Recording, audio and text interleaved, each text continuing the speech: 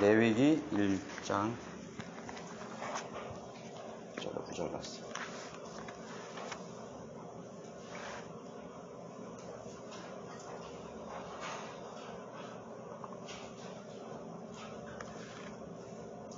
네, 찾으셨죠? 주께서 모세를 부르시고 회중의 성망으로부터 그에게 말씀하시기를 이스라엘 자손에게 일러 그들에게 말하라. 너희 중에 누가 주께 제물을 드리려면 너희는 가축 중에서 곧 소떼나 양떼 중에서 너희 제물을 드릴지니라. 그의 제물이 소떼의 번제의 희생이면 흠없는 수컷으로 드릴 것이며 회중의 성막문에서 주 앞에 자원함으로 드려야 할지니라. 그는 번제물의 머리에 안수할지니 그리하면 그것이 그를 위한 속죄로 주께 받아들여질 것이니라. 그가 주 앞에서 그 수송아지를 잡을 것이며 제사장들인 아론의 아들들은 그 피를 가져다가 회중의 성막문 옆에 있는 제단 위 사면에 뿌릴 것이며 또 번제물의 가죽을 벗기고 각을 뜰 것이니라. 제사장 아론의 아들들은 제단 위에 불을 놓고 불 위에다 정연하게 나무를 놓고 제사장들인 아론의 아들들은 각 뜬 부분과 머리와 기름을 제단 위 불 위에 있는 나무에다 정연하게 놓을 것이나 그 내장과 다리들은 물에 씻어 제사장이 모든 제단 위에서 불살라 번제의 희생으로 불로 드리는 제사가 되게 할지니 주께 향기로운 냄새니라. 오늘 말씀의 제목은 살아있는 제물입니다. 이 레위기에는 유대인들의 대표적인 제사가 5가지가 기록되어 있고 또 그 외에 몇 가지가 더 이제 설명이 되고 있습니다. 첫 번째로 먼저 이 언급된 번제가 있죠. 그 다음에 속죄제, 속건제, 술 붓는 제사, 화목제 이렇게 5가지입니다. 그 외에 들어올리는 제사와 흔드는 제사, 음식 제사를 다루고 있습니다. 또 이런 제사들은 예수 그리스도의 갈보리의 고난과 죽음이라는 그런 모든 종류의 예표를 정확하게 언급해 있고 갈보리에서 성취가 되었습니다. 이제 더 나아가서는 율법이 부활되는 이스라엘 민족의 그 죄들에 대한 그 민족적인 회개와 연관이 되어 있죠. 오늘은 이 불로 드리는 제사, 번제를 통해서 얻을 수 있는 우리가 영적 교훈을 한번 찾아보려고 합니다. 모든 제사들 가운데 첫 번째로 설명하고 있는 이 번제의 가장 중요한 부분들은 불에 의해서 드려지는 제물이라는 거죠. 제단의 불. 좀 이제 딱딱한 제목일 수도 있는데 여러분 한번 제가 다음 기회가 있으면 그 다음 번을 해서 5가지를 설교를 드리려고 합니다. 이 불의 특징이라는 것은 태우는 것이죠. 태워지는 모든 대상은 이제 죄가 되어서 결국 그 형질이 다 분해가 돼서 이제 소멸이 되는 것입니다. 그래서 이 불은 성막들에 있는 제단에서 항상 꺼트리지 않고 타야 할 것으로 명령하고 있습니다. 레위기 6장 12절에서는 제단 위에 불은 그 안에서 타게 하여 꺼지지 않게 할지니 제사장이 정신을 바짝 차려야 됩니다. 이거 꺼트리면 큰일 납니다. 13절에서는 그 불은 제단 위에서 항상 타게 해서 결코 꺼지지 않게 할지니라. 불이 꺼지지 않게 관리를 해야 됩니다. 그래서 하나님의 백성들이 하나님을 만나기 위해서 또는 경배드리기 위해서 거쳐야 하는 첫 번째 관문, 그런 제단의 불을 봐야 됩니다. 밤낮으로 타는 그 불을 이제 대면을 해야 되는 것이죠. 그것은 하나님의 속성을 대면하라는 것입니다. 히브리서 12장 29절에는 우리 하나님은 소멸케 하시는 불이십니다. 하나님은 불 같은 하나님이라는 걸 알아야 되는 것입니다. 하나님을 알 때 우리는 하나님은 소멸케 하는 불이라는 것을 먼저 알아야 되는 것입니다. 다른 거 먼저 알아서는 안 돼요. 하나님 무슨 사랑이니? 또 하나님 무슨 자비니?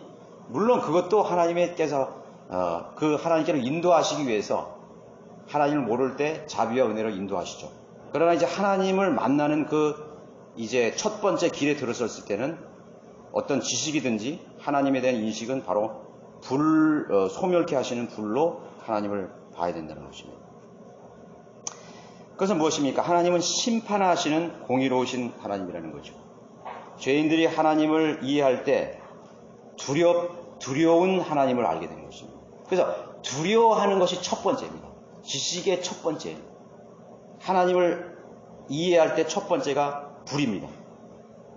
모세가 하나님을 만날 때 광야에서 어떻게 됐죠? 가시덤불 속에 타는 불붙은 가시덤불 봤잖아요. 너 신을 벗으라 이거예요. 하나님을 만날 때 먼저 불을 봐야 됩니다. 두려웠습니다. 소멸케 하시는 분입니다. 가시덤불은 사실 이스라엘을 보여주는데 불에 의해서 고난받는 역사를 드린 것입니다. 불로 연단하는 자기 백성 이스라엘을 불로 연단하시는 공의로우신 하나님이신 것입니다. 자기 백성을 불로 연단하시는 것입니다. 왜? 죄가 있기 때문에. 하나님을 대적하고 하나님을 거역했기 때문에, 배교했기 때문에 불로 연단하시는 것입니다. 그래서 하나님은 불같은 진노를 가지고 있는 것입니다. 불같은 진노. 여러분, 지옥을 보면 뭐가 연상되십니까? 하나님의 성품을 아는 것입니다. 불이 이글거리는 이 땅속 멘트를 뚫고 솟구쳐 오르는 그 여러분 화산을 한번 보세요. 그것이 하나님의 속성이에요. 그 진노를 이기지 못하는 맹렬하게 하나님 심판하시는 두려우신 하나님이에요. 어떨 때 보면 무자비하신 것 같고 인정사정이 없는 하나님인 것입니다. 여러분, 자연재해를 대하는 인간을 한번 보십시오. 좀 봐주세요. 우리 가족만은 좀 비켜가세요. 그런 거 통해요? 안 통하지. 홍수가 났는데 우리 집은 좀 피해가세요. 통하지. 아무리 사정을 하고 애거를 하고 매달려도 피해갈 수 없는 것입니다. 그것이 하나님의 맹렬한 진노인 것입니다. 누구도 예외가 없어요. 그것이 하나님의 심판입니다. 하나님의 심판이에요. 영원히까지 하는 불목과 지옥인데 그것이 하나님의 공의를 증명해 주는 것입니다. 하나님이 공의의 하나님이 아니면 하나님이 될 수가 없는 것입니다. 그래서 공의의 하나님을 알지 못하는 것은 그것은 하나님이 아니에요. 그것은 창조주 하나님이 아닙니다. 그건 다른 신이지. 하나님의 이름을 빌려서 온 그것은 우상이거나 아니면 이교도의 신인 것입니다. 성막에서 제단의 위치는 어디입니까? 뜰을 들어가자마자 그 뜰 중앙 앞부분에 딱 위치해 있습니다. 제단의 위치, 불타는 그 제단은 5급으로 되어 있는데 죽음의 숫자를 다 알죠. 우리가 우주의 모형을 비교해 볼 때 바로 이 땅, 이 earth, 이 지구가 바로 제단이 되는 것입니다. 그래서 이 뜰 가운데 놓인 제단이 바로 이 땅인 것입니다. 그리고 이 땅이 뭐예요? 심판의 장소입니다. 이 땅 자체가 그 밑에 제단 밑에 불이 올라오는 것처럼 이 땅 자체가 바로 하나님의 심판의 장소입니다. 이 지구가 하나님의 제단이에요. 그래서 그 제단을 통과한 후에 둘째 하늘, 성소로 들어가게 되는 것입니다. 성소를 지나서 수정같이 밝은 그 휘장을 지나서 우리는 하나님의 보좌가 있는 그 셋째 하늘에 이르게 되는 것입니다. 하나님을 만나게 되는 것입니다. 자, 제물로 드리는 번제의 대상들을 우리가 볼 때 피 흘리는 육체를 가진 짐승을 선택했다는 것이죠. 하고 많은 그 물건 그 대상들 중에 아벨의 우리가 제사 중에서도 그거는 안 된다는 걸 알았죠. 그러나 동물들 중에서도 수많은 동물들이 있잖아요. 동물들의 짐승들의 종류를 셀 수 있어요? 셀 수 있습니다. 토끼도 있고 너구리도 있고 사슴도 있고 백조도 있고 사자도 있고 개도 있고 고양이 얼마나 많아요, 그죠? 그런데 이 소떼나 양떼 중에서 수컷을 선택했다는 것이죠. 어떤 무리 가운데서 선택을 한 것이 또 특징이 있습니다. 그것은 흠이 없는 수컷으로 드려야 된다고 말하고 있습니다. 이 번제로 드리는 짐승인 이 소, 또 양, 그리고 염소 여기 언급되어 있죠. 또 이제 나중에 가서는 여기 이제 비둘기도 언급이 됐는데 이 짐승들의 특징을 보면은 고유의 성향을 가지고 있습니다. 먼저 초식 동물이라는 점이죠. 그리고 그 형질이 성향이 온순하다는 특징이 있는 것입니다. 하나님께서 창조하신 온갖 종류의 동식물들은 모두가 연구의 대상입니다. 연구의 대상. 그래서 아주 재밌습니다. 굉장히 재밌어요. 그것의 어떤 기질, 어떤 습성, 그런 생태적 본능들이 전부 다릅니다. 새끼 낳는 그 임신 주간이라든가 또는 어떤 여러분 그 습성들을 이루 말할 수가 없어요. 네, 그 특징들, 모양들을 보면서 각양각색의 하나님께서 다 다르게 만들어 놨습니다. 그 중에서 하나님께서 소와 염소를 이렇게 구별해냈다는 것이죠. 연구의 대상인 것입니다. 많은 학자들이, 동식물 학자들이 이 평생을 들여서 이런 동식물들을 연구를 합니다. 그래서 하나님께서 그에게 넣어주신 그런 습성이나 본능들을 찾아내서 그걸 연구를 하죠. 그래서 밥 먹고 살기도 하고 유명해지기도 하고 뭐 그렇게 과학이라고 부르고 있죠. 그러나 그들은 진짜 하나님께서 그 동식물들에게 넣어준 특징을 잡아내질 못하는 것이에요. 왜? 하나님을 모르기 때문에. 여러분, 디자이너가 그 차에 대해서 잘 알잖아요. 엔진을 만든 엔지니어가 그 차를 잘 알잖아요. 그래서 무슨 문제가 있을 때 그 매뉴얼을 가지고 오는데 그 매뉴얼을 누가 쓴 거예요? 그 첫 번째 디자이너가 그 매뉴얼을 쓴 것입니다. 이 차의 특징은 이렇다 이거예요. 고장이 나면 이렇다 이거죠. 그래서 그 동물, 식물을 만든 하나님께서 넣어주신 그런 습성과 또 이 기질을 찾아내기 위해서는 하나님을 알아야 되는 것입니다. 하나님께서 왜 이 동물들에게 이런 습성을 넣어주는 것을 끄집어낼 수가 있는 것입니다. 그래서 하나님께서는 그 동물들을 선택해서 번제로 드렸던 것입니다. 이루 말할 수가 없죠. 그러니까 사람은 하나님의 형상이죠. 신비한 유기체로 되어 있고 몸, 혼, 영을 입고 그것은 하나님의 삼위일체를 보여주는 것처럼 동물들도 역시 마찬가지예요. 하나님께서 마구잡이로 지은 건 아무것도 없어요. 엄청난 거기에 메커니즘과 디자인이 거기에 포함이 되어 있다는 것입니다. 본문으로 들어가서 이 초식 동물은 죽음을 당할 때 반항하거나 몸부림을 치지 않는 특징이 있습니다. 제가 어렸을 때요, 아침 새벽에만 일어나면 가끔씩요, 돼지 목 다는 소리를 많이 들었어요. 그전에는 이 그 도사를 동네에서 다 잡았어요. 그래서 저는 시골에 있어가지고 한 새벽 4시, 5시 하면 온 동네가 떠나가도록 이 돼지 목 다는 소리가, 그러니까 돼지를 이제 그 각 개개인이나 동네 사람들이 잡을 수가 있어요. 그러면 그 돼지의 죽임을 당할 때 그 부르짖는 소리가 막 엄청나요. 개도 마찬가지입니다. 아주 엄청나게 발악합니다.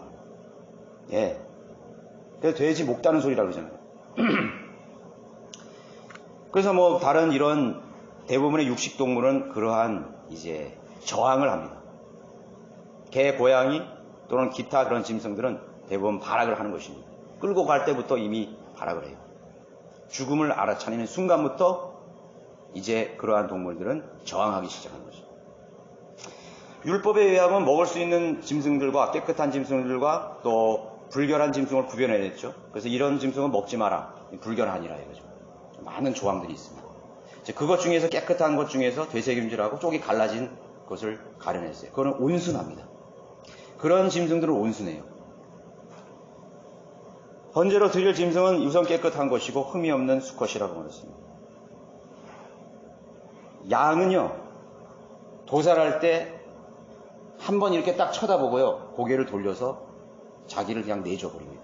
저항을 안 해요. 소도 마찬가지예요. 여기 원주 여기 가연동에 가면은 도살장이 있어요. 옛날엔 저쪽에 태정동에 있었는데 거기 도살장에는 지금 현대식으로 되어 있어. 저는 그 일을 하다가 거기 이제 몇 번 가봤거든요. 그러면 소들이 이렇게 그 도살하기 위해서 쭉 줄을 서요, 이렇게. 그런데 소들이요, 한 마리도 저항 안 합니다. 돼지나 개나 말이나 이런 것들은요, 엄청나게 저항해요. 날뛰고 막 합니다. 뭘 냄새가 나죠? 분위기를 압니다. 소는 이제 울기 시작하는 거예요. 자기 운명을 직감하는 것입니다. 이 사람의 마음도요, 너무 불쌍해요. 그런 거 볼 때요. 그리고 도살할 때도요, 가만히 있어요. 포기하는 거죠. 그게 바로 소나 양의 특성이죠. 특성이에요. 그것은 번제 희생물로 드리는 죽음에 순종했던 어린 양 대신 예수 그리스도를 연결하는 것이죠. 털 깎는 자 앞에 잠잠한 어린 양. 도살의 순간까지 저항하지 않는 그 100%의 순종의 의미를 보여주는 것입니다. 그게 바로 그 짐승들의 특징인 것입니다. 여러분, 이 순종이란 개념을 떠올리면 여러분 누가 딱 생각납니까? 누가 생각나죠? 아브라함이죠. 바로 아브라함인데 그 아브라함이 하나님으로부터 내 아들 독자 이삭을 제물로 바치라는 그런 말을 했을 때 아무런 저항도 안 하고 그대로 순종했습니다. 물론 마음의 갈등이 얼마나 심했겠습니까? 한 번이라도 저항을 했을 거예요. 어떻게 하나님 이럴 수가 있습니까? 백세라는 아들을 하나님 주셨는데 또 데려가십니까? 할 수 있죠. 그런데요, 아브라함보다 더 큰 순종을 보인 대상이냐? 이삭입니다. 이삭은 아무것도 모르는 철이 없는 나이에 아버지의 말에 순종하지 않았어요. 20세가 된 정성한 자기 발로 걸어갈 수 있는 모든 것을 다 알아차릴 수 있는 나이에 아버지가 내가 하나님으로부터 너를 독자로 이삭을 바치겠다는 명령을 받았는데 너를 이삭으로 독자로 바쳐야 되겠다. 아무런 저항 없이 그렇게 하라고. 아브라함은요, 하나님께서 분명히 자기 독자를 번제로 바쳐서 하나님은 준비하셨다는 걸 알고 있어요. 뭔가 내 후손을 준비하셨다는 걸 알고 있어요. 그러나 이삭은 몰랐어요. 아버지 아브라함에게 못지않는 순종을 보여준 그 아들 이삭의 순종. 하나님을 기쁘시게 했던 것입니다. 얼마나 기뻤겠어요. 예. 하나님의 말, 10편 146편에 하나님의 말씀이 달린다 그랬거든요. 다름질 친다 그랬거든요. 이 표현에. 하나님 말씀이 다름질. 여러분 한번 그 영상을 생각해보세요. 지금은 그 컴퓨터 그래픽을 이렇게 해서 아무것도 없는 그 큼막한 등판에 빛이 쫙 있으니까 막 꽃들이 쫙 이렇게 나오는 거 봤죠. 새싹이 쫙 돋아나고. 마치 하나님의 말씀이요. 하나님께서 입에서 말씀을 명하니까 이 온 대지가 생명으로 가득 찬 거예요. 쫙. 동토와 같이 얼어붙은 이 차디찬 땅에 하나님께서 말씀을 불어넣으니까 그 눈이 그냥 순식간에 녹아내리고 그리고 거기에 뒤따라서 꽃과 온갖 생물들과 생축하는 모든 생물들이 쫙 그 대지를 덮은 그런 한번 영상을 한번 생각해 보세요. 하나님의 말씀이 할 때 하나라도 막히지 않고 그냥 다름질 치듯이 그냥 순종으로 하나님의 창조의 질서가 펼쳐지는 것. 우리가 지금 사시사철을 보면서도 하나님의 말씀이 달려가듯이 순종하는 이 만물의 변화를 여러분 보여주고 계시죠. 그것이. 그런데 그게 어디서 막히는 거예요? 인간에게서 막히는 것이. 모든 인생들이 그 아담으로부터 하나님의 말씀이 다름질 쳐야 되는데 그 아담의 부패와 죄로 인해서 마치 이 혈관에 피가 원활하게 돌아다니는데 어딘가 막혀가지고 그냥 통증이 오고 심장마비가 오고 뇌경색이 오고 그런 답답한 교통체증과 같은 그냥 고속도로로 그냥 쫙 일사천리로 하나님 말씀이 그냥 쏜살같이 목표를 향해서 달려가야 되는데 어딘가에서 정체가 돼가지고 나가지 못하는 이런 답답한 형국에 아브라함과 이삭의 그 순종을 봤을 때 하나님의 마음이 얼마나 시원했겠습니까? 그죠? 그것이 순종이에요. 그러나 우리 인생들은 어딘가가 막혀. 어딘가가 막혀. 하나님 내가 이거 다 할 수 있는데 이것만은 못하겠습니다. 하나님 내가 다 갈 수 있는데 이것만은 안 되겠습니다. 여러분 얼마나 많아요. 그 답답한 거예요. 여러분 인생에서 막간 거예요. 나는 다 만날 수 있는데 그 사람은 절대로 용서 못합니다. 그게 막혔잖아요. 하나님의 말씀이 우리의 생에서 다른 박질 쳐야 되는데 그 순종을 통해서 하나님의 역사가 이루어져야 되는데 어딘가가 답답하게 막혀있는 것이죠. 여러분 생애를 한번 잘 보세요. 나의 체면 때문에 나의 자존심 때문에 나의 여러 가지 육신적인 그러한 성향들 때문에 답답하게 하나님의 말씀이 정체되어 있는 순종할 수 없는 그러한 부분이 분명히 있을 것입니다. 하나님께서 아브라함과 이삭을 봤을 때 얼마나 기뻐하셨겠어요. 그것이 바로 순종입니다. 아들을 잡아 죽여 번제로 드리라는 하나님의 명령에 순종했던 아브라함과 함께 이미 처리된 이삭이 어떤 대꾸나 반항 없이 제단 위에 자기 스스로를 제물로 거기에 눕혀지는 그 장면을 연상해 보십시오. 아브라함의 칼이 이삭 자신의 그 급소를 향해 들어 올려질 그 순간까지는, 찰나까지 그대로 그 죽음을 기다렸던 그 이삭의 순종만입니다. 하나님이 놀라서 아브라함아, 아브라함아, 하나님이 놀라셨어요. 하나님이 놀라셨다니까. 그것이 순종이에요. 그것이 바로 예수 그리스도의 죽음에까지 순종을 보여주는 것입니다. 자, 우리가 레위기 제사들을 공부하나 읽을 때 여러분 지루하십니까? 저는 그전에는 출애기하고 레위기만 꼭 답답했어요. 반복되는 이 제사의 의식들. 그러나요, 출애굽기하고 레위기를요, 여러분 자세히 한번 읽어보시면요, 얼마나 재미있는지 몰라요. 재밌다기보다는 우리가 영적으로 배워야 될 수많은 교훈들이 거기에 숨겨져 있다는 것이죠. 그래서 우리는 늘 그러한 편견 때문에 이거는 예수님께로 연결돼. 그걸 끝나버린 거예요. 예수님의 예표야? 모형이야? 다 거기서 끝나잖아요. 근데 그게 사실은 아니에요. 더 나가야 되는데. 아쉬움이 좀 있습니다. 근데 사실은 더 중요한 교훈들이 거기에 우리에게 예표로 숨어 있다는 사실이죠. 그것은 바로 하나님의 아들이 된 그리스도인들의 순종의 삶을 보여주고 있는 것입니다. 우리 그리스도인의 하나님 앞에서의 그리스도인의 생애의 모습이 어떠해야 되는지를 보여주고 있는 것이에요. 그럼 어떻게 순종해야 될 것인가? 본문에 이 제물들이 바쳐지려고 하는 이 죽음을 당하고 있는 그리고 태워지는 이 모든 과정 속에서 그 순종의 과정, 순종의 개념을 알게 되는 것입니다. 첫 번째로 자원하는 헌신으로 나가야 되는 것이죠. 물론 그것은 좀 매우 중요한 것입니다. 자원해야 됩니다. 속죄 그 이상의 개념의 뜻이 거기에 포함되어 있다는 것을 한번 기억을 해야 되는 것입니다. 첫 번째로 우리가 기억해야 될 것은 죽음을 피할 수 있었던 사실에 감사를 해야 된다. 일반적이죠. 이 제물을 끌고 온 그 사람은 어떤 죄를 졌기 때문에 제물을 끌고 왔잖아요.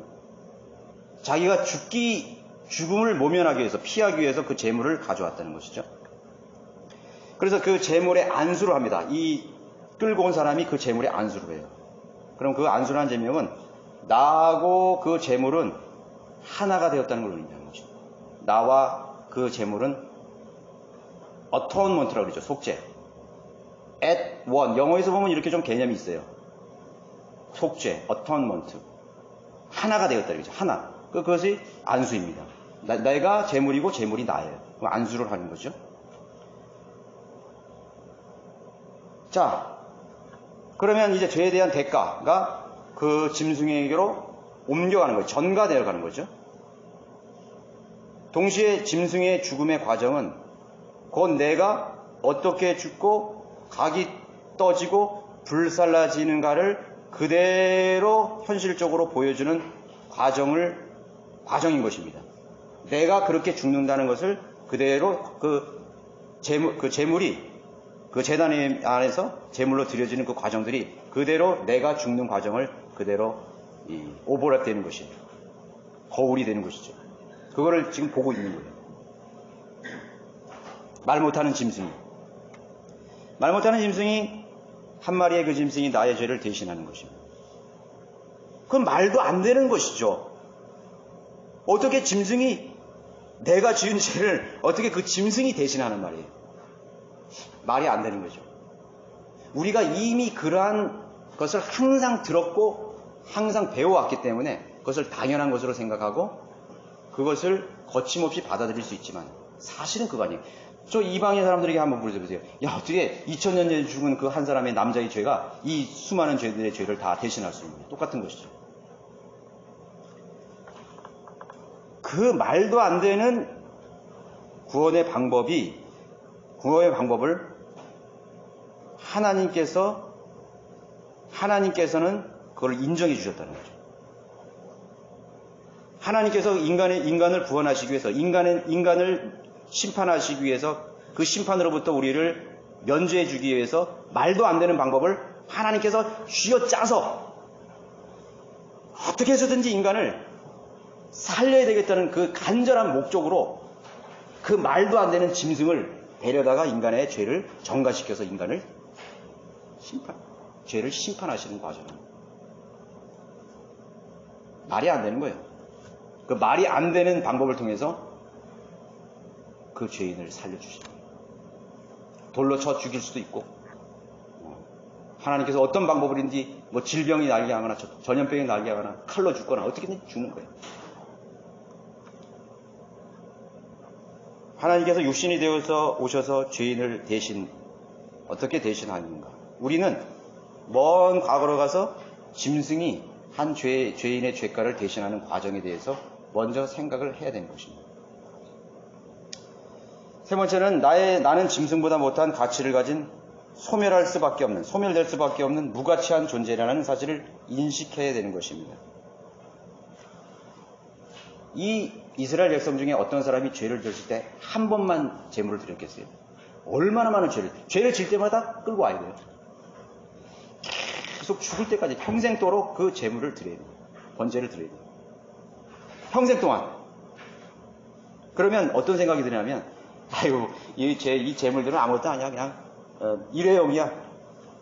무가치해. 그렇게 돼버리겠죠. 그렇게 많이 여러 번 죽어야 될 존재가 바로 나였다는 것을 인식해야 되는 것입니다. 내가 이렇게 100번, 200번, 300번, 1000번을 죽었어야 해야 될 무가치한 존재라는 사실을 인식하게 되는 것입니다. 그 일어나는 현실을 통해서 그대로 그 개념이 오는 것입니다. 내가 오늘 10번째 죽는구나, 30번째 죽는구나. 얼마나 무가치해요. 그런 인간이 살아서 뭐예요?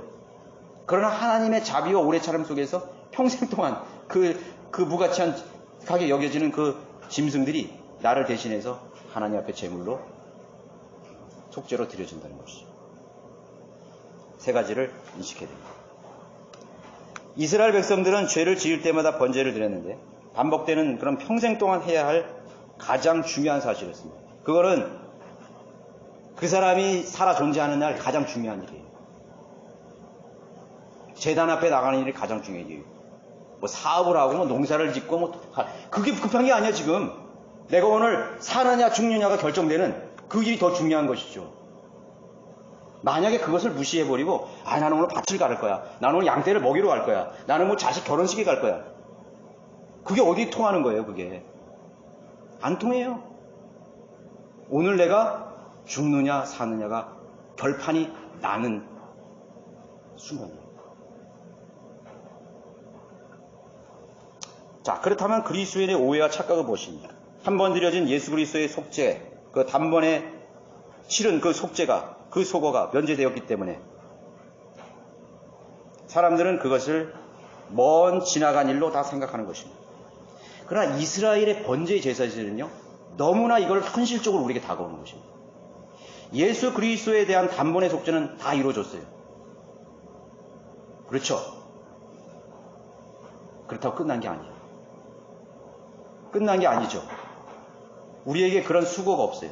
그러나 우리를 그것을 기억을 해야 되는 것입니다. 예수 그리스도가 아니었다면 우리는 그러한 번제를 매일 드리고 수백 번씩 그걸 드려야 했습니다. 그러나 그리스도인은 그것을 다 잃어버리고 삽니다. 수많은 죄를 짓고도. 수많은 우리가 죄를 지을 때마다 갈보리의 제단에서 짐승의 예표로 죽어가신 그는 수천만 수억 번의 그 제물이 그 하나로 집약이 되어서 우리의 죄를 용서하신 그 압축된 그 속죄의 제단 앞에 우리가 매일 나가야 되는 것입니다. 그것이 경배입니다. 그것이 갈보리 십자 앞에 나가야 할 우리의 책무인 것입니다. 아니 그것은 사느냐 죽느냐의 문제라니까요. 다만 우리는 하나님의 자비 속에서 그것을 망각하고 잃어버려도 우리는 살아있을 뿐인 것이죠. 기억해야 됩니다. 매일 그러한 자격으로 기억 속에서 하나님 앞에 나가야 됩니다. 그래서 우리는 자백의 중요성을 가지는 것이죠. 그것이 바로 하나님을 교제하기 위해서 첫 번째 해야 될 사항인 것입니다. 십자가의 제단을 거치지 않고는 제성소에 들어갈 수 없듯이 하나님을 만나기 위해서 우리가 어떤 내 골방에서든 기도의 자리에서든 예배에서든 뭐 어떤 집회에서든 어떤 곳에서든 그 갈보리의 제단을 거쳐야 되는 것입니다. 지나간 게 아니에요. 생략되는 게 아니에요. 그렇게 했다고 치고 하나님을 바로 들어가는 게 아니에요. 그것은 우리의 혼 속에서 진행이 되어야 되는 것입니다. 그것은 죄에 대한 심판이 매일 이루어져야 된다는 것을 말하고 있는 것입니다. 짐승을 잡을 필요 없지만 우리는 예수 그리스도를 오늘 여기에 모셔오는 것입니다. 그 제단을 오늘 내 앞에 가져오는 것입니다. 그리고 나의 죄를 거기에 올려놓는 것입니다. 자, 그런 진행 과정을 한번 더 들여봅시다. 자, 이것은 내 자신이 직접 해야 되는 것이에요. 여러분, 짐승을 여기서 누가 죽입니까? 제사장이 죽여? 아니에요. 여기 보면요, 그가 그 끌고 온 사람이, 그 죄를 지은 사람이 그거를 드리는 것입니다. 그가 머리에 안수를 대신해주지 않잖아요. 자기 죄가 자기 손 자기가 안수해야 돼요. 그리고 제사장들이 이렇게 지켜보는 가운데 그 끌고 온 사람이 자기가 끌고 온 그 양을 자기가 잡아 죽이는 거예요. 칼로 찌르는 것이에요. 여기 나와 있죠. 그가 주 앞에서 그 수송아지를 잡을 것이며, 자기가 잡아야 돼, 직접. 남이 잡아주는 게 아니에요. 백정이 잡아주는 게 아니에요. 죄를 지은 당사자가 자기 자신이 끌고 온 그 수송아지 양을, 그 울고 있는 양을, 애처로운 양을 죽여야만 되는 거예요. 그건 뭡니까? 내가 나를 죽이는 거와 똑같은 거예요. 내가 나를 죽이는 거예요. 그렇잖아요. 지금 안수하고 나와 그것은 동일한 것이 됐잖아요. 하나님 앞에서. 재물은 나고 나는 나요. 그러면 나를 죽이는 거야. 내가 나를 죽이는 거야. 예수 그리스도의 십자가란 스스로 고난받으신 거죠. 예수 그리스도는 자기의 고난을 스스로 자처하셨어요. 그리고 예수님은 로마인들에게 죽은 것이 아니라 사실은 스스로 자기를 죽음에 내어준 것입니다. 그건 엄청난 사건이에요. 하나님이 하나님 자신을 죽였어. 그렇죠? 나 같은 죄인 때문에 하나님께서 자신의 몸을 스스로 죽음에 내어주신 것입니다. 자기가 사지로 자기가 걸어 들어가신 거예요. 그건 자살행위죠. 그것은 짐승을 잡아야 하는 죄인의 모습을 떠올리게 하는 것입니다. 그 다음은 피가 흘러나오죠. 흥건하게 흘러나오죠. 사방에 피가 튀는 것입니다. 그리고 이제 제사장은 제단에 피를 뿌리는 것입니다. 그것은 예수님의 죽음과 동시에 그 죽음은 내가 죽어가는 과정을 보여주는 것입니다. 나의 죽음의 과정입니다. 그것은 내가 죽음을 선언해야 돼요. 손이 부들부들 떨어더라도 제사장이 기다리죠. 언제 죽어야 될 것인가.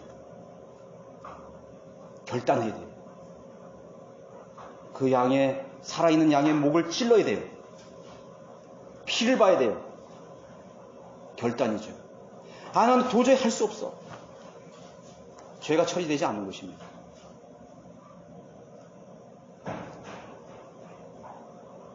여러분, 죄로부터 돌아선다는 것은요, 그렇게 쉬운 게 아니에요.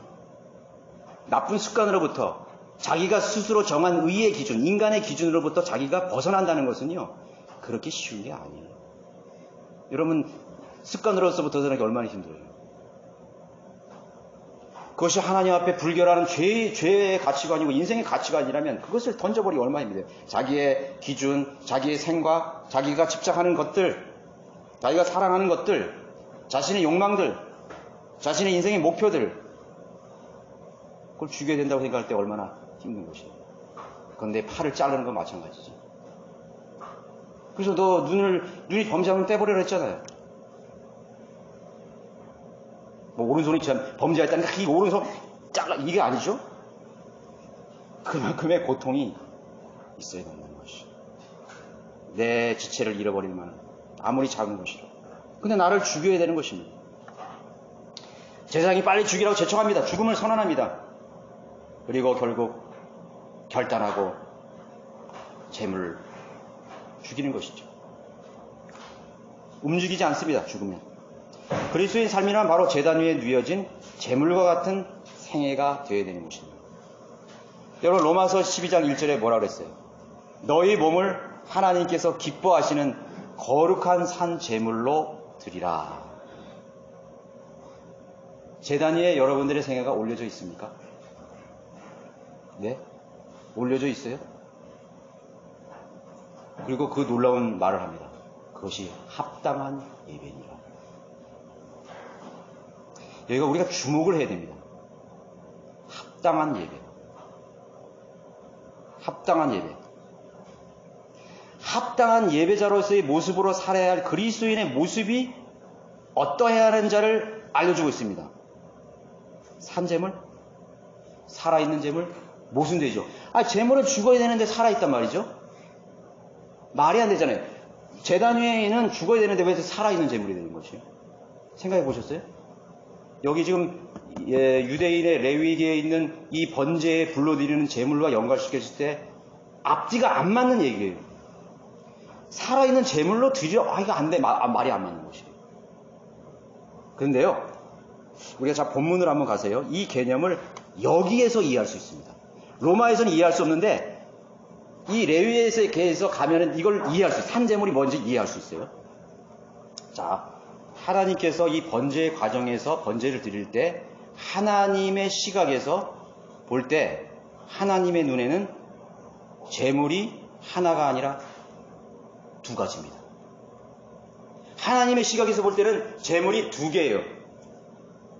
뭐냐면 한 제물은 제단 위에 올려져서 죽임을 당해서 피를 흘리고 각이 띄어진 그 수양이나 수소를 하나님이 보고 있습니다. 그죠?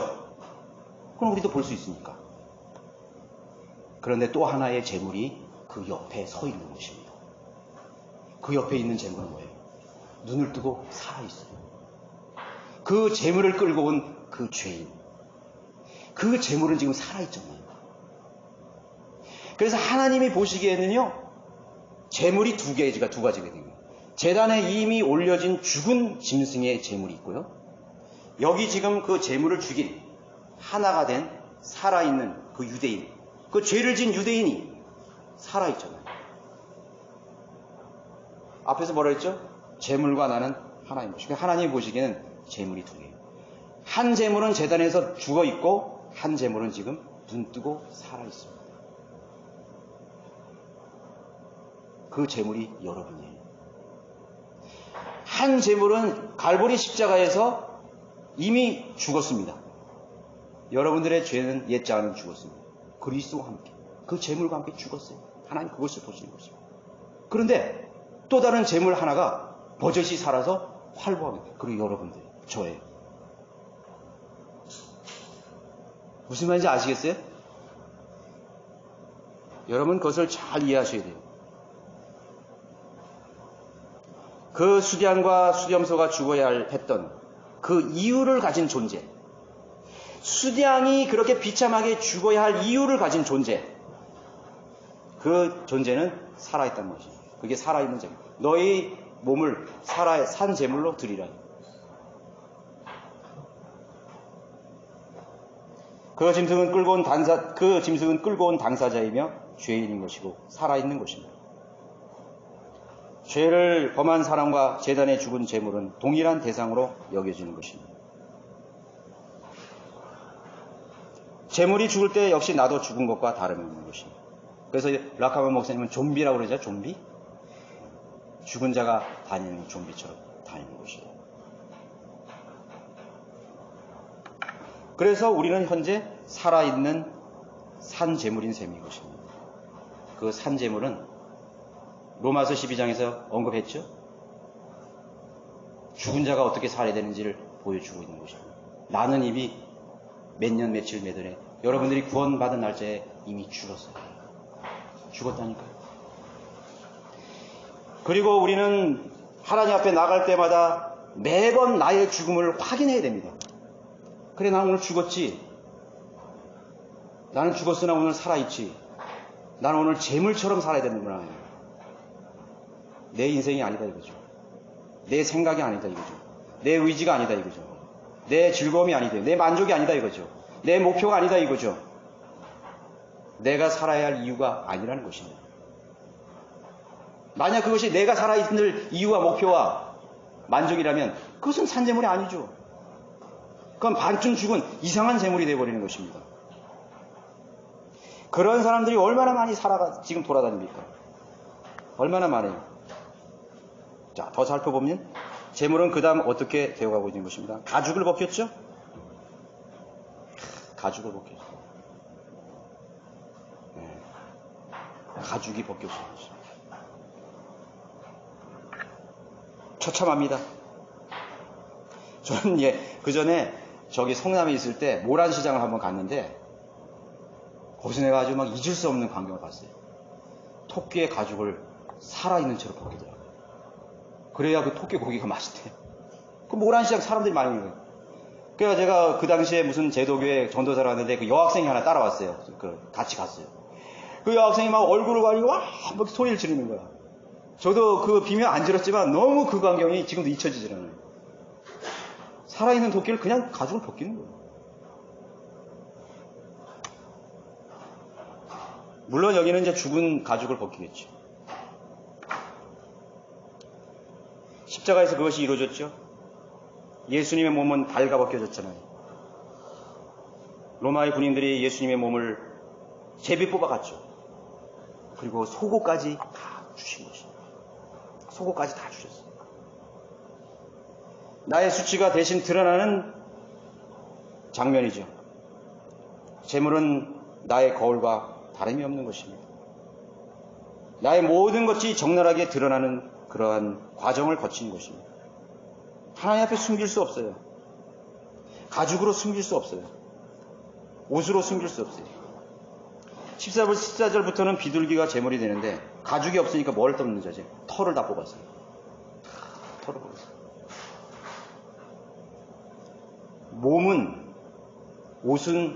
몸은 뭐로 가리죠? 옷으로 가리죠. 그런데 사람에게는 더 중요한 옷이 있어요. 그게 뭔지 아세요? 명예의 옷이고 자존심의 옷이에요. 그래서 사람들은 불이 났을 때 이렇게 가리지 않고 얼굴이 가리잖아요. 그게 뭐예요? 인간은 명예가 있는 거예요. 자기가 아무리 비참하게 돼도요, 자기 자존심이 꺾이는 것을 인간은 가장 두려워해요. 자기에게 남은 마지막 명예를 잃어버린 것을 가장 두려워해요. 제가 중학교 2학년 때 선생님들이 하도 많이 때렸거든요, 그 당시에는. 근데 어떤 친구가 그런 말을 하는 걸 잊어버리지 않아요. 그 친구가 아마 반장인지 부반장이 그랬어요. 근데 그 친구가 어떻게 뭐 잘못했는지 뭐 성적이 떨어졌는지 맞았어요. 그래서 내가 물었어요. 많이 아프냐? 아프지는 않아. 이건 명예 문제야. 중학교 꼬마가 명예 문제래. 정말 알고 봤더니요, 명예 문제더라. 저도 한 번은 선생님한테 맞았는데요, 아이들 앞에서 맞았는데 여기 따기를 맞았어요. 미술 시간에. 잊어버리지 않아요. 내 명예. 아픈 건 하나도 기억 안 나요. 내 명예가 실추됐어요.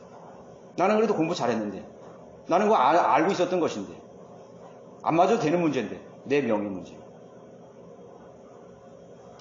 법관, 교수, 그들의 취부가 드러나고 죄가 드러날 때 자살하잖아요.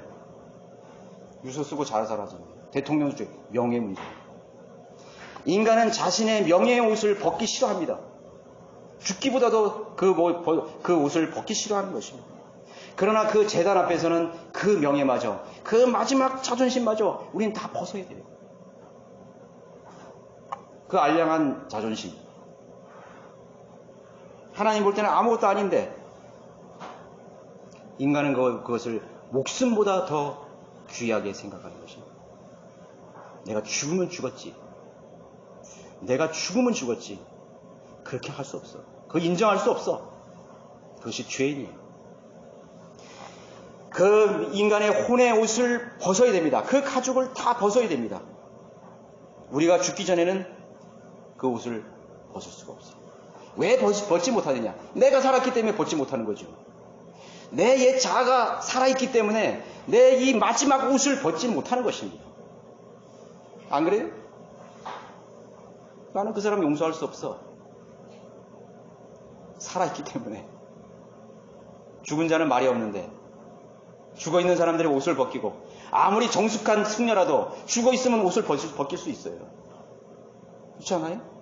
아무리 그럴듯한 신사라도 죽으면 다 벗길 수 있어요. 그러나 살아있기 때문에 못 벗는 거죠. 벗길 수가 없는 거죠. 여러분, 언제 그 사람의 자존심과 명예가 주의를 내려놓습니까? 그런데요, 우리가 인생을 살다 보면요, 저 자신도 생각해 볼 때 그 알량한 자존심과 명예를 다 내려놓는 순간이 있었어요.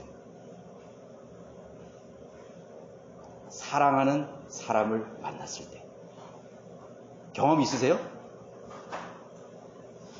여러분들이 사랑하는 사람을 만나는 순간이요, 내 자존심과 명예를 다 내려놓습니다. 그래서 뭐라며요? 나는 너를 위해서 죽을 수 있어. 그렇게 말하잖아요. 나는 너를 위해 죽을 수 있어. 그러한 순간들이 우리는 다 있었어요. 저도 있었어요. 나는 내가 사랑하는 사람을 위해 나는 죽을 수 있어. 그렇기 때문에 나의 고통, 나의 수고, 나의 명예, 나의 자존심, 나의 감은, 사람들의 이목, 누가 무슨 말을 해도, 누가 나를 어떻게 평가해도 나는 저 사람을 위해서 내 생을 바칠 수 있어.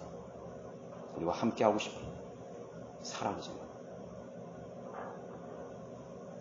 하나님을 사랑하기 전에는요, 나의 옷을 벗을 수가 없어요.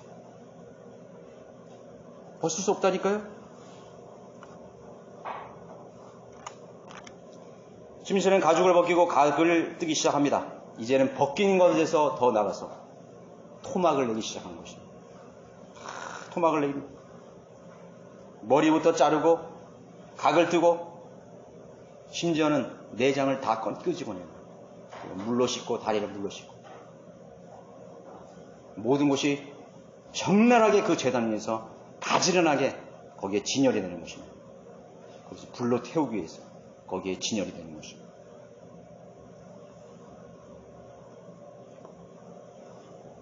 바베큐를 준비하는 것과 비슷한 것이죠. 바베큐도 이런 바베큐는 없어요. 그죠? 내장과 다리는 깨끗하게 물로 씻고 더러워졌기 때문에 이 모든 과정은 하나님께서 명령하신 규례대로 율법대로 척척척척 진행이 되어가는 것입니다. 그것은 막힘없이 진행이 되어야 되는 것입니다. 만약 거기서 어떤 부분에서 멈춘다면 그 제물은 이제 하나님 앞에 드릴 수 없어요. 실패. 하나님 앞에 경배드리는, 하나님을 만나는 것을 첫 번째로 실패한 거예요. 그것을 거치지 않고는 절대로 그 성소와 지성소 안으로 들어가 하나님과 교제할 수가 없는 것입니다. 순종은 막힘없이, 거부 없이 하나님의 일을 성취시키려 나가는 것입니다. 진지하고 엄숙하고 숙연하게 처리가 되는 것입니다. 그리고 결국은 불로 태워지는 것입니다. 번제의 희생이라고 그랬습니다. 희생은 sacrifice, 그리고 제사는 offering이라는 말을 하고 있습니다. offering, 드려진다 이거. 하나님 앞에 드려지는 것입니다. 그 모든 것이 다 적나라하게 드러나고 저 오장육부의 모든 것이 다 드러나고 아무것도 숨김없이 벌거벗겨지고 각이 띄어지고 그리고 해체된 완전한 죽음, 그리고 거기에 이제 불로써 그 제물은 타서 그 연기는, 그 코를 찌르는 타는 연기는 하늘로 올라가서 하나님 앞에 향기로운 향기가 된다고 말하고 있는 것입니다. 예배란, 합당한 예배란 영과 진리로 드리는 경배죠. 그것은 우리가 이스라엘의 번제의 모습을 통해서 하나님 앞에 나아가는 것입니다. 그것이 없이는 우리는 경배자가 될 수가 없습니다. 몸만 왔다 갔다 하는 것이, 그것이 예배가 아닙니다. 영으로 진리로 경배드립니다. 그 진리가 뭐니까? 하나님 말씀이잖아요. 하나님의 말씀에 순종하는 삶. 이 제물을 드리는 과정을 왜 여기 기록했을까요? 나와는 상관이 없는 여기 이 번제 과정을 왜 이렇게 자세하게 우리에게 알 필요도 없는 걸. 하나님의 한 글자 한 단어도 우리와 무관한 것은 없다는 사실을 알아야 되는 것입니다. 스쳐 지나가는 말씀은 아무것도 없어요. 1.1핵이라도 그것은 우리를 위해서 기록됐다는 것을 알아야 되는 것입니다. 나의 사랑하는 책, 나를 변화시킬 수 있는 책, 하나님 앞에 드리는 경배의 의미를 깨우치게 할 수 있는 하나님의 오묘하신 깊으신 하나님의 계신 것입니다. 짐승은 마음이나 자원하는 의지가 없죠. 바로 그 제물을 드리는 사람이 그 제물을 통해서, 그 제물을 드려지는 과정을 통해서 나의 자원하는 모습을 보여드리는 것입니다. 대신 그것을 보여주시고 있는 것입니다. 너의 마음을 나에게 보여달라요. 여러분, 하나님 앞에 기도할 때 여러분의 마음을 숨기지 않습니까? 동상이몽이죠. 나는 저것을 바라는데 나의 기도는 이것을 하고 있는 것입니다. 가증스러운 기도예요. 너가 정말 원하는 것이 무엇이냐? 너가 원하는 것이 무엇이냐? 우리 자녀들이 말하잖아요. 숨기지 마. 너가 원하는 게 뭐야? 너 갖고 싶은 게 뭐야? 망설이네. 안 들어줄 것 같아. 들어주든 안 들어주든 일단 말해야 되잖아요. 우리 자녀도 그런 경험이 있는. 하나님은 우리의 마음을 이미 알고 계시고, 그러나 우리가 자원하는 마음으로 친히 보여주기를 원하시는 것입니다. 믿음의 선지자들은 그러한 생을 살았습니다. 내가 내 마음을 보여드리기 전에는 나의 하루를 시작하지 않겠노라. 수많은 사람들이 그렇게 하나님 앞에 나갔어요. 어려운 것이 아니에요. 하나님과 교제하는 것은 어려운 것이 아니에요. 내 마음을 보여드리는 것입니다. 나의 상처를 보여주고, 나의 실패를 보여주고, 나의 시행착오를 보여주는 것입니다. 안 되는 거죠. 하나님의 율법은 인간은 안 된다는 거예요. 인간은 하나님 만날 수 없다는 거예요. 하나님의 수준에 도달할 수 없다는 것이에요. 하나님의 일을 할 수도 없고, 하나님의 대언자도 될 수 없고, 하나님의 도구가 될 수 없는 존재. 안 돼, 인간은. 그것이 재물이에요. 그걸 보여주세요. 그리고 거기서 완전한 죽음을 경험해야 되는 것입니다. 너의 정서와 너의 의지와 혼을 다해서 드려지는 그 너의 진심을 온 마음을 다해서 보여주는 것입니다. 나의 절망을 보여주는 것입니다. 나의 실패를 보여주는 것입니다. 하다 안 되니까, 인간은 하다 안 되니까 마지막 카드를 가지고 나가는 것입니다. 세상 사람들은, 자연인들은 그런 카드가 없어요. 그래서 생을 마칩니다.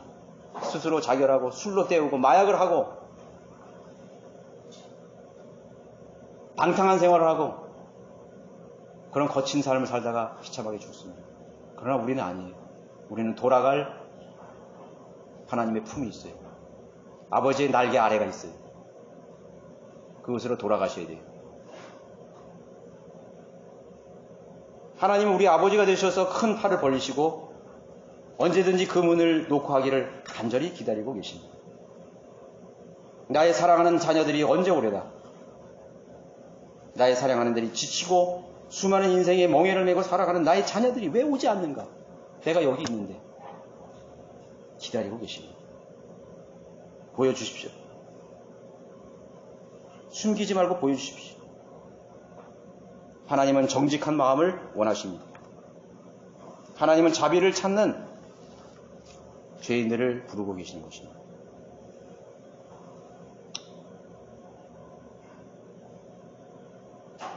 하나님께서 굉장히 진노하신 일이 한 번 있죠. 이 성경에 보면은 가장 싫어하시고 가장 분노하신 일이 있습니다.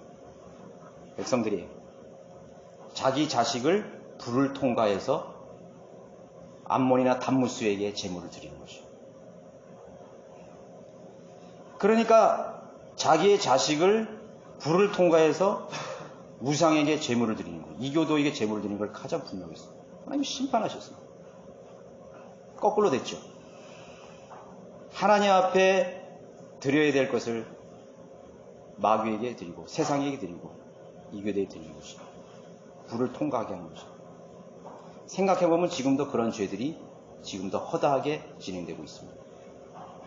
그래서 기도가 막히고, 그래서 나에게 하늘로부터 오는 평안과 기쁨이 없는 것입니다. 하나님과의 교제가 이루어지지 않습니다. 왜? 내 자식을 불을 통과하게 하기 때문에. 나의 가장 소중한 것을 하나님께 드리지 않고 세상 신에게 드리고 있기 때문에 그 일들이 진행되고 있습니다. 내 시간과 열정을 돈 버는 일에 집중하는 것, 세상 신에게 불을 통과하게 하는 것, 제물로 드리는 것입니다.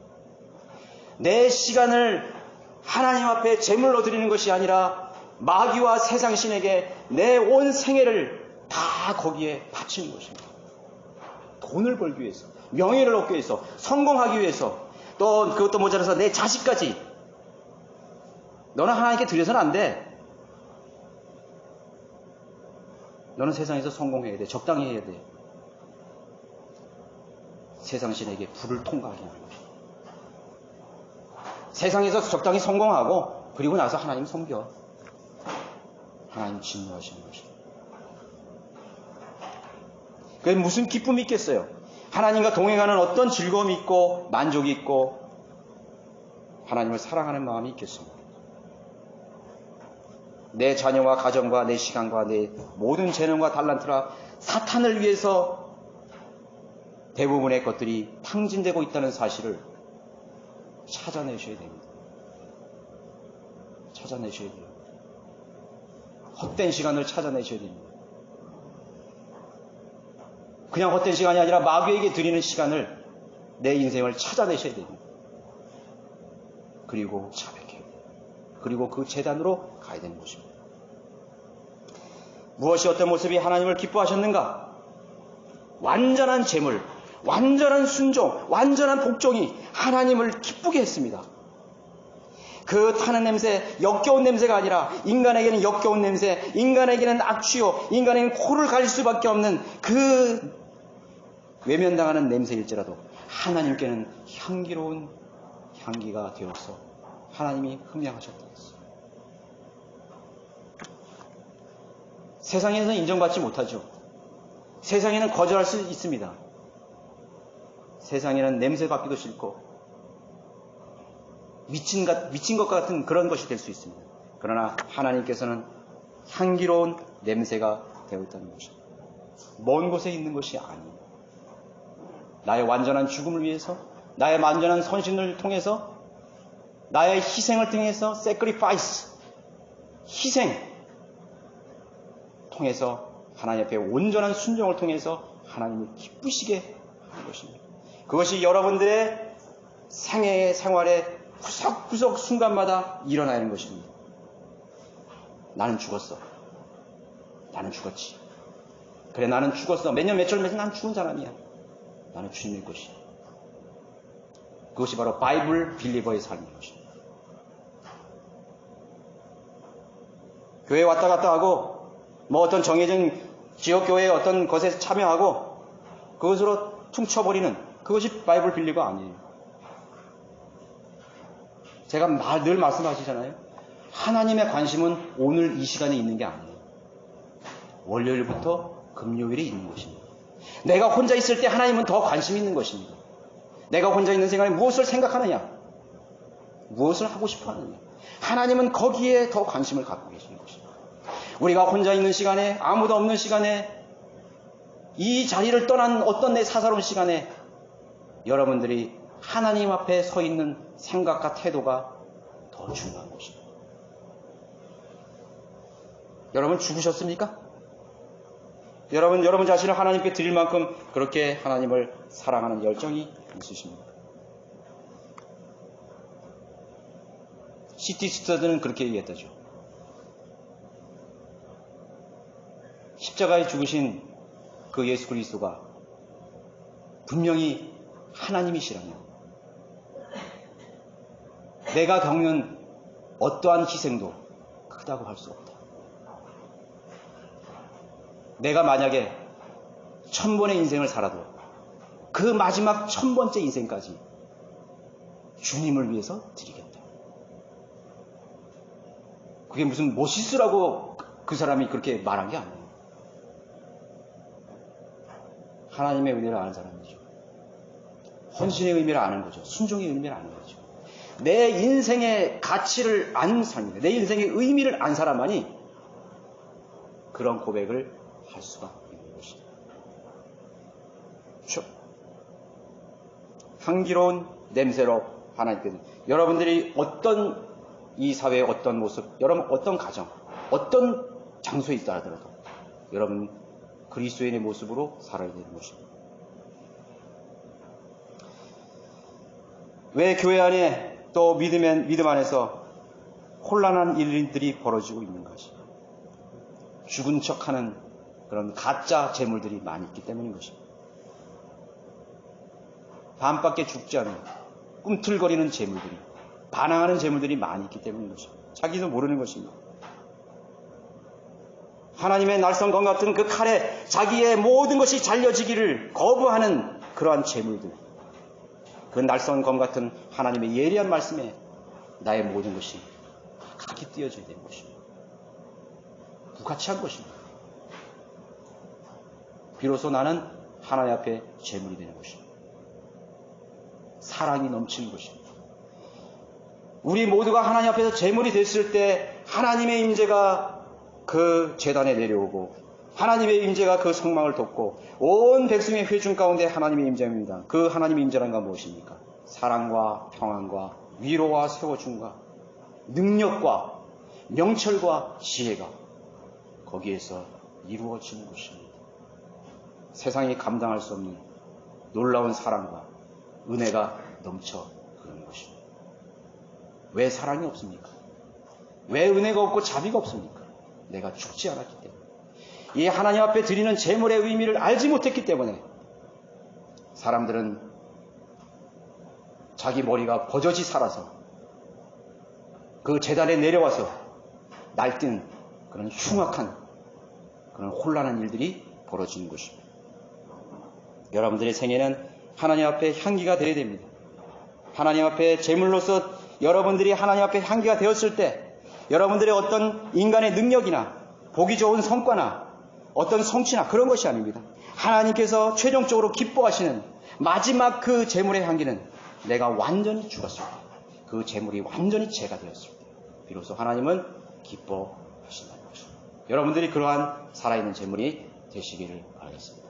모두 일어나셔서 473장